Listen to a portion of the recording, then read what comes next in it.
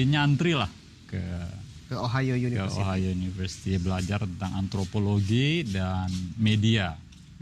Jadi saya ambil memang dalam melakukan kegiatan pembangunan, praktek-praktek pembangunan, saya rasa pendekatan interdisipliner yang saya rasa sangat relevan, sangat dibutuhkan.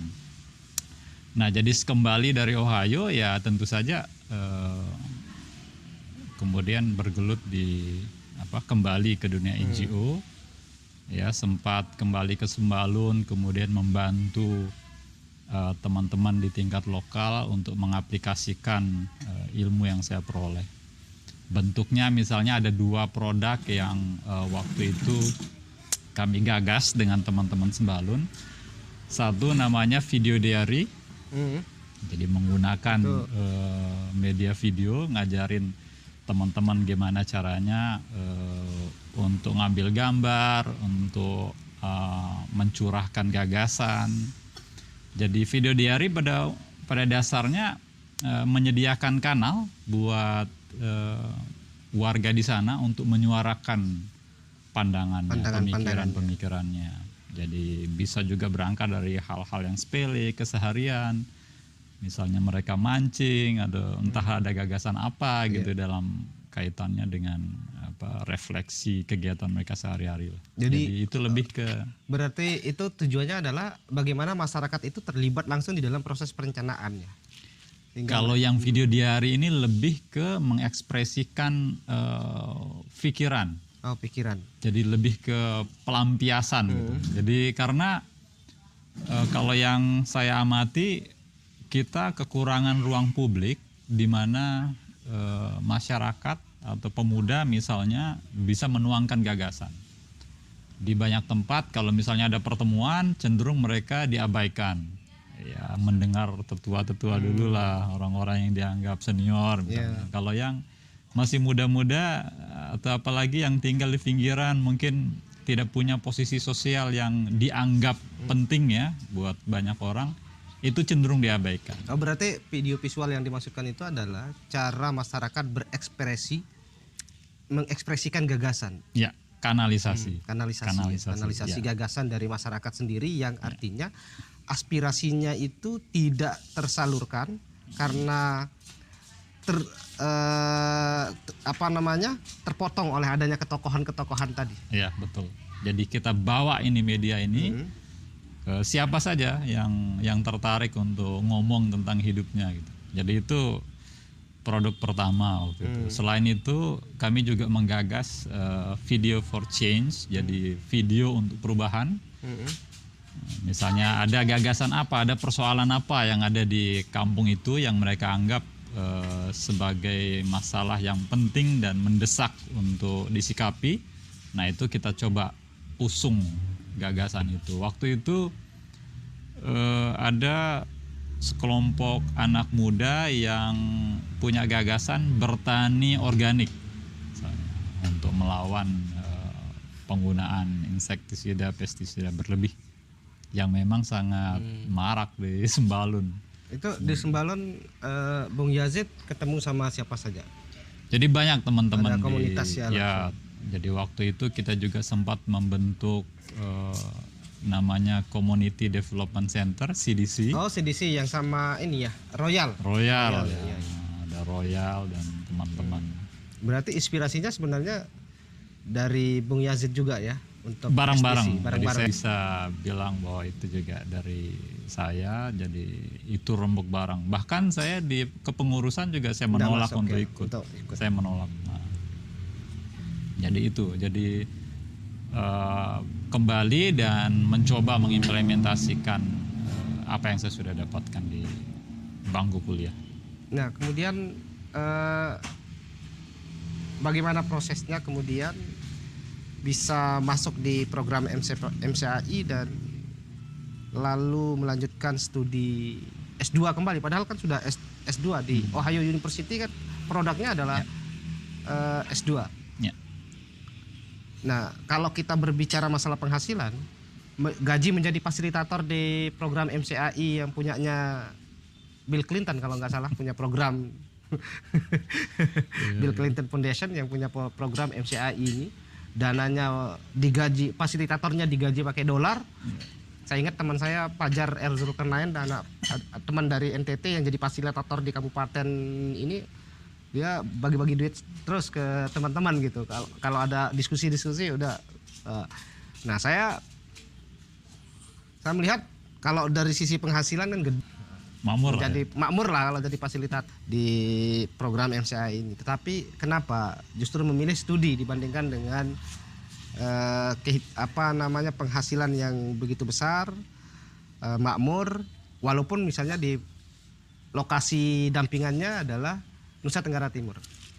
Ya, jadi setelah dari Sembalun, saya juga sempat turun ke Mataram waktu itu dan bergabung dengan salah satu NGO, Samantha Foundation. Oh, Samantha Foundation, Pak Dwi. Ya, Pak Dwi.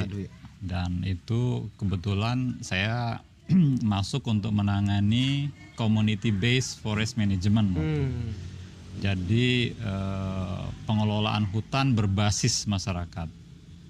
Nah, jadi kita banyak memfasilitasi masyarakat-masyarakat di pinggir hutan atau bahkan yang masuk ke kawasan hutan.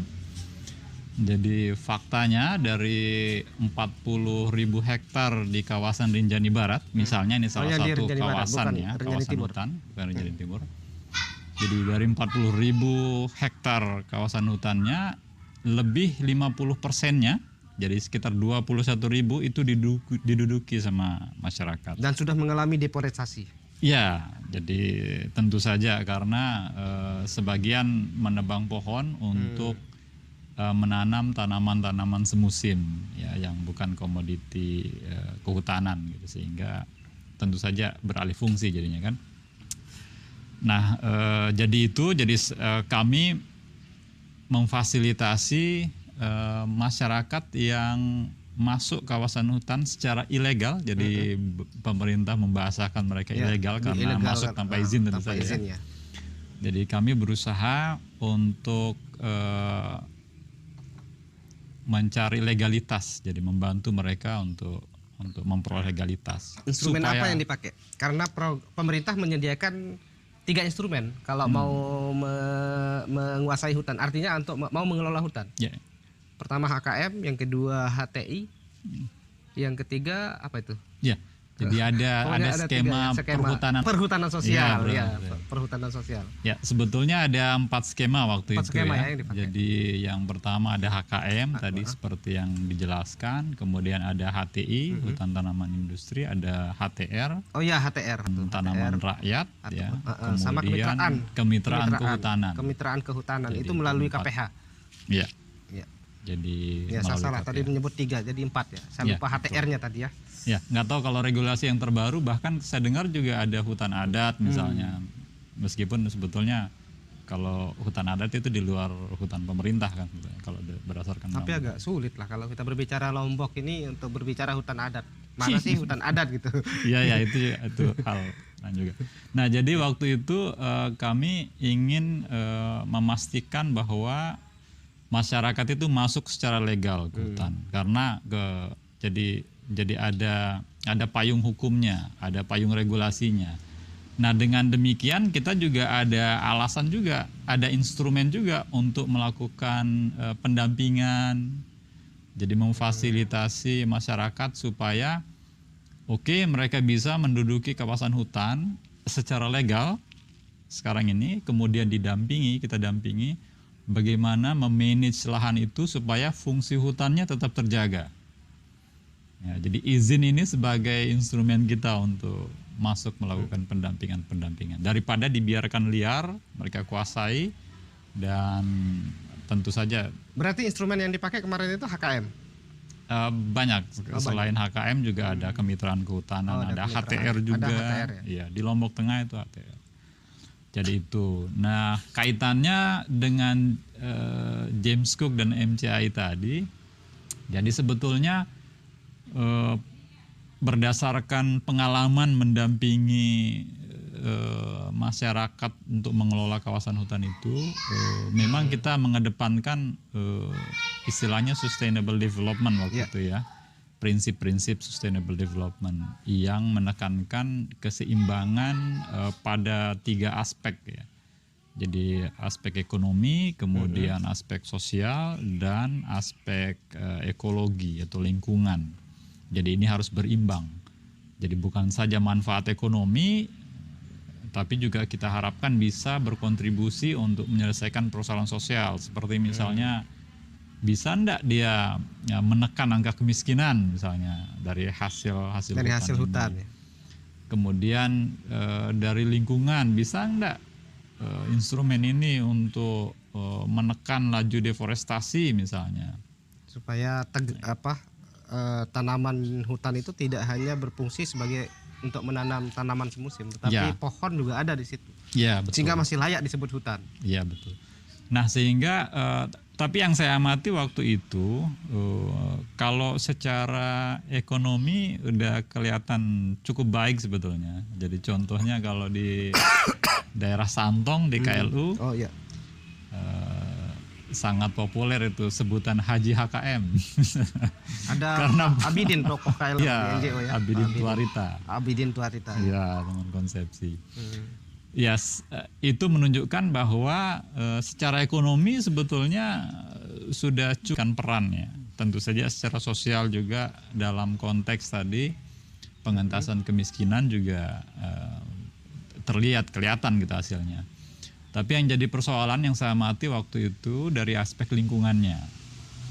Nah, bagaimana kita bisa mengukur ini aspek lingkungan? Kita belum dulu sering misalnya ada program penanaman dengan asumsi bahwa sudah terjadi penanaman kembali gitu pohon-pohon yang dulunya terdeforestasi atau ditebang di kawasan hutan.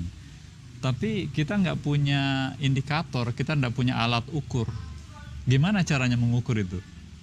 Dengan cara yang kira-kira gampang dipahami. Misalnya bisa nggak kita mengukur tutupan hutannya gitu, kanopinya, itu kan kita belum punya instrumen waktu itu.